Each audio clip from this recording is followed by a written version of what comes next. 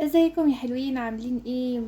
اهلا بيكم يا برج العقرب. النهارده جايبه لكم قراءه قويه جدا لطاقه المنفصلين. هنكشف مشاعر الشخص ده، نواياه، هل في رجوع، ليه حصل البعد، ولو لسه بيراقبك.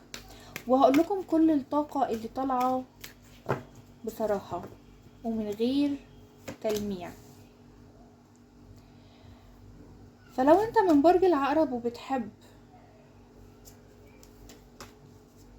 شخص وابتعدت عنه، او حصل انفصال او حصل انسحاب في العلاقة بشكل مفاجئ، تابع الفيديو ده للاخر. يلا نبدأ بينا الطاقة بتاعتك يا عقرب على طول. متنسيش اللايك والشير والكومنت الحلو بتاعنا يا حلوين، وتشارك الفيديو مع كل اصحاب برج العقرب. اول حاجة هنا يا برج العقرب، انا شايفة ان انت طاقتك هنا، شايفاك ان انت كنت حاسس ان العلاقة اتكسرت فجأة او اتخانت فيها الثقة. شايل هم كبير جواك، بتحاول تبين انك قوي، بس الطاقة بتاعتك مضغوطة جدا جدا جدا هنا يا برج العقرب.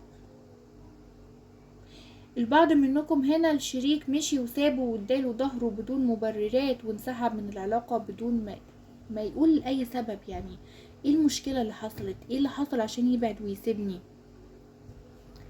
يمكن البعض منكم هنا بتفكر في الشخص ده قبل النوم كتير، او بتحلم بيه يا برج العقرب. وده معناه يا برج العقرب ان لسه في طاقة ما بينك وما بين الشخص ده، لسه ما اتقطعتش ما بينكم. طيب، طاقة الشخص ده دلوقتي ايه يا برج العقرب؟ طاقة الشخص ده دلوقتي اتجاهك ايه؟ الشخص ده حاليا في طاقة جمود عاطفي. الشخص ده يا برج العقرب رافض ان هو يسمع قلبه.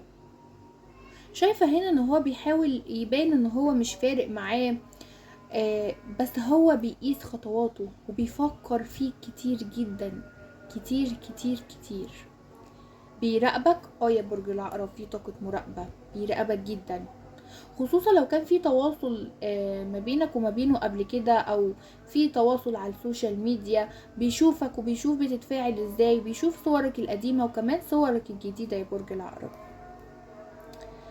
طيب، ايه سبب الانفصال؟ ايه سبب الانفصال يا برج العقرب؟ سبب الانفصال هنا ان في كذب حصل في العلاقة دي، او خيانة، او البعض كان الشريك عنده في علاقة سرية يا برج العقرب، او يمكن علاقتكم انتوا ببعض كانت علاقة سرية. طرف في العلاقة هنا كان بيشد في الحبل اكتر من التاني، والطرف التاني كان دايما بيتنازل. كان في شخص اناني او مسيطر جدا في العلاقة يا برج العقرب. يا انت اللي مسيطر، يا الشريك هنا اللي مسيطر.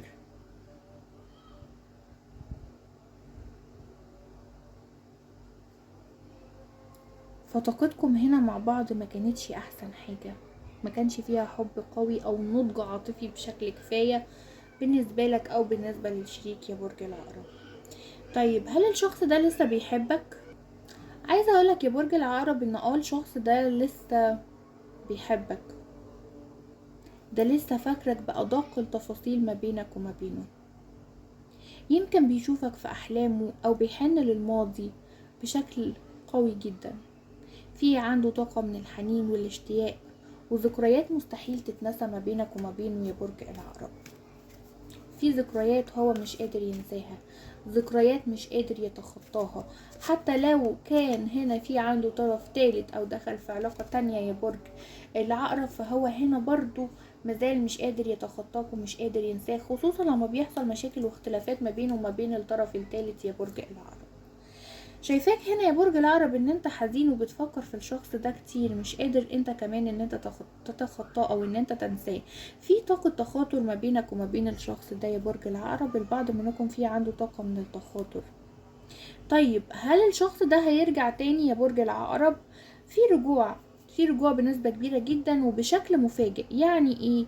هيجيلك رسالة او تواصل مباشر من الشخص ده، يمكن يبرر او يطلب فرصة تانية للرجوع يا برج العقرب. الرجوع ده هيكون مشروط.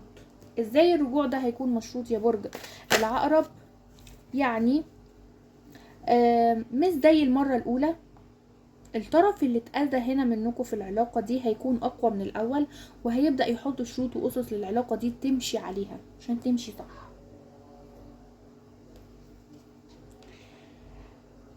البعض منكم هنا يا برج العقرب، عايزه اقول لكم اذا كنتوا منفصلين عن علاقه حب، او كنتوا منفصلين عن علاقه رسميه، ارتباط، زواج او خطوبه، فشايفه هنا ان الشخص ده عند البعض منكم في عنده تاثيرات خارجيه. يعني ايه تاثيرات خارجيه يا برج العقرب؟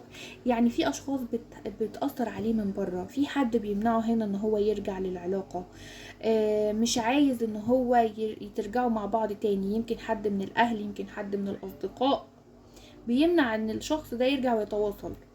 شايفة ان طاقة الانفصال والوجع ما زالت مؤثرة عليك انت والشريك يا برج العقرب.